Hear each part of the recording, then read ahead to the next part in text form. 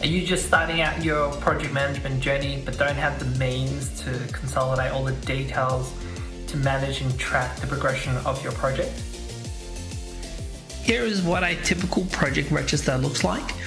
It has several placeholders for managing your contact details, key risks that may be interfering with the project delivery, issues that occurs throughout the project lifecycle, general action items, change requests for tracking additional project scope, and finally, key decisions that are worth bookmarking.